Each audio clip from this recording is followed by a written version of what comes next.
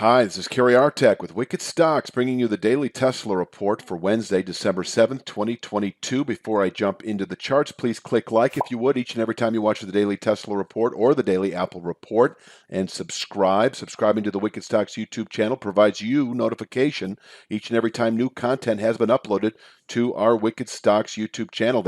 By the way, this newsletter, I don't know if you're aware of it or not, but you can download this file for free. You can click on any of these charts. It opens up as this weekly one does right now, and it takes you right to the support and resistance area. And this is a zone that we're testing again. Tuesday, we tested again. 175.39 is this weekly channel bottom, backed up by the extreme channel bottom at 167.28. This remains a rough $8.8 range of long-term support that can contain selling through Q1. And it was targeted, as you can see in this chart, the week of October 3rd when we gapped below this rising 2/3 speed line. It was a 2 to 3 month target then, and we've obviously tested inside that time horizon. The 167.28 to 175.39 area able to contain longer term selling pressures. This remains bottom picking territory, and above which, let me see, I think I have it here. There it is. Above which I can say, I think by the end of January, perhaps we could rally into the low 240s and dropping this new descending 1/3 speed line that is based in part on the low from 3 weeks ago. So that is the big picture. Now, as we zoom in just a little bit nearer term, we still have meaningful near to midterm resistance at 201.27. That has been a 1 to 2 week target following the testing of long-term support at the 167.28 to 175.39 area. We came relatively close to it 3, 4, 5 trading days ago, but we certainly didn't test it. It remains there as our ceiling into later December. It is a point that, if settled above, would tell me good long-term low, at least a good low through December with that 242 and change area then that I showed here, then likely inside of 3 to 5 weeks if we can close above 201.27 anytime soon. But we're not there today anyway. Where we are today, there's a few things to show you here.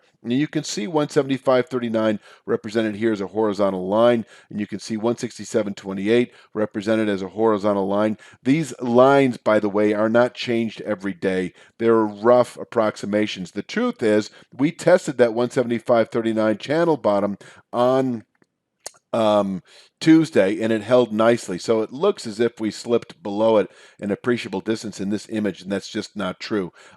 So what is true, though, is that we had this former channel top here that you can see this line, about a 2 to 3 week descending channel top. I continue to follow these through time. It may have at one time been a 1 or 2 star support, in other words, daily or 2 to 3 day lows or highs, but now I still think it's a decent intraday resistance area. It actually contained Tuesday's high, and we fell off from there. It could contain intraday buying pressures today, and below which we're in very close reach of that 175.39 long-term support area. Now, if we happen to push or open today above that 182.59 level, I have a series of Fibonacci's to the upside, short term over the last 4 days, the high from last week against Tuesday's low.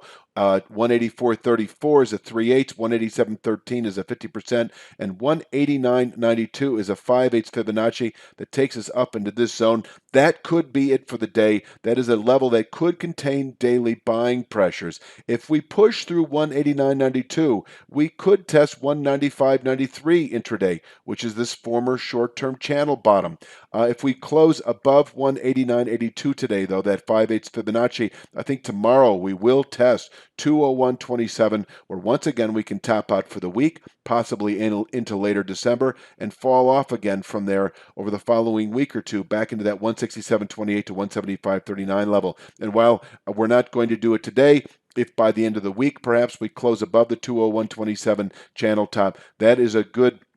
Well, first of all, no good reason to be short Tesla. If you bought out of the money puts for whatever reason, I would recommend liquidating them if we close above 201.27, because as I mentioned a moment ago, this 242.85 becomes a 3 to 5 week objective where we could top out through January, so forth and so on. So let's talk downside today. I'll show the daily chart again as our our long-term support. You can see here on the daily chart, the numbers are a little different. So that's why I provide them. For instance, if we break 175.39, which is 175.60 on the daily chart, we could drop to 167.19, which is the daily version of 167.28. But I like the weekly levels. They just they don't need to be changed. They're there all week.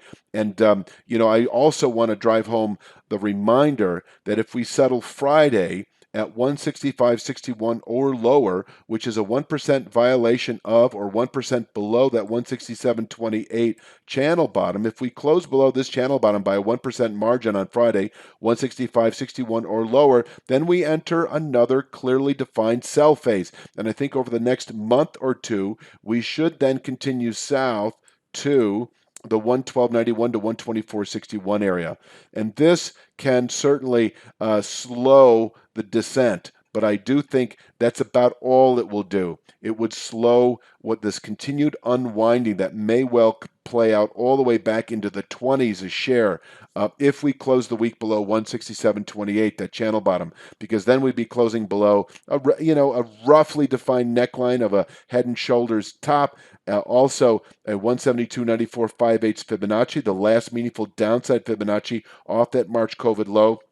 There's certainly no certainty that we would unwind that far, but I think we then enter a phase with Tesla is bottoming out, yes, in the 110s, 120s, rallying back into the 160s, 170s, that long-term area where we could top out again as we move into later Q1. So it could become a lower low, lower high sequence of activity as we move through Q1 if we close this week below 167.21 by that 1% margin of 165.61 or lower. I think that pretty much covers it. I'll leave you with this image here today for day traders. All of these levels you see here are very day tradable, carefully chosen, each and every one of them. You can print this document off for free, by the way, and have it at your side while you're trading the day. Please click like if you would, if you haven't already, and subscribe to the Wicked Stocks YouTube channel. And please share the video if you would with friends and colleagues. Be back tomorrow with Thursday's Tesla report, and you have a great day.